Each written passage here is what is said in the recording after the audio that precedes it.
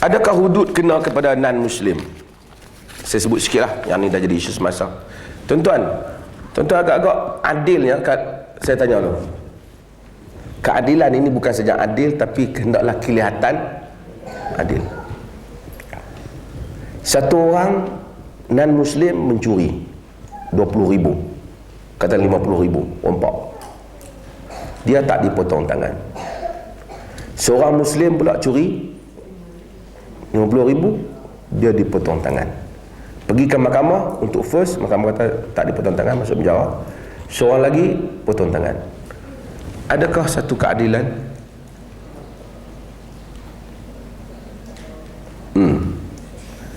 Okey, saya tanya. Tuan-tuan tak boleh jawab, takut murtad ni. Saya tanya soalan kedua. Adakah itu boleh menjamin keamanan? Tujuan dipotong tangan mencuri kerana Tuhan mau tangan mereka terpotong, ataupun kerana keamanan terlaksana? Adakah jika dipotong sebahagian, tak dipotong sebahagian yang buat benda yang sama, maka terjamin keamanan?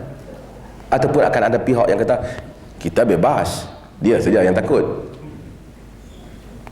So saya fikir, sorry lah, PAS kena kaji balik pendapat dia.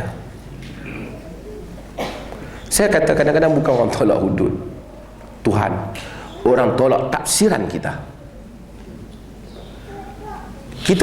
Sebab tu kita kena macam Sayyidina Umar, kena tengok zaman Nabi, Yahudi Nabi buat undang-undang dia sendiri kerana mereka memang masyarakat yang ada. Pertama, sistem mereka lain, mereka tribal system.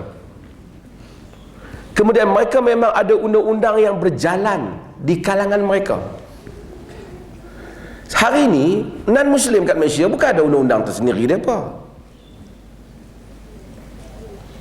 Berikutnya, ada berdosa yang kita nak kena beza. Dosa antara satu orang dengan Tuhan dan dosa yang membabitkan keselamatan masyarakat. Contoh, faham? Zina, kita tak dihukum dia lah. Muslim zina sebat, non-Muslim tak, kerana dia pada sisi dia tak salah. Itu tak mencemarkan masyarakat, tapi itu membabitkan antara dia dan Tuhan. Itu tidak menggugat, bukan tak mencemar, tidak menggugat keamanan masyarakat. Tapi curi dan rompak sama. So kena bezakan jenis-jenis jenayah. Saya minta maaf lah kepada kawan-kawan yang bercakap hudud. Saya ingat elok mereka kembali mengkaji. Bukan orang tolak hudud, baguslah cadangan hudud tu, tapi kita kena present satu benda yang saya dah sebut pada banyak. Kita respect yang orang nak buat hudud, dan kita rasa memang patut, tapi hendaklah hudud yang benar-benar menzahirkan keadilan. Kerana dalam sejarah hudud banyak tak dilaksanakan. Dalam sejarah hudud ni, negara yang telah buat, Libya batalkan, Pakistan batalkan, Sudan batalkan, Nigeria batalkan. Setelah tengok mereka gagal untuk cari pasangan, mengharmonikan hukum yang Nabi sebut dengan masyarakat baru yang lain. Nak sebat penzina mungkin senang, tapi nak potong tangan pencuri, terutama dalam satu masyarakat, seperti macam saya kata, nak potong semua. Maksudnya apa pangkat, apa keturunan, daripada rumah kecil sampai istana besar sama, baru hukum Tuhan. Baru hukum Tuhan.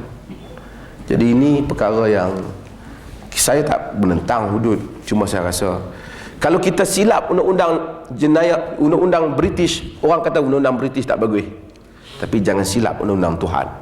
Besok orang kata Islam salah.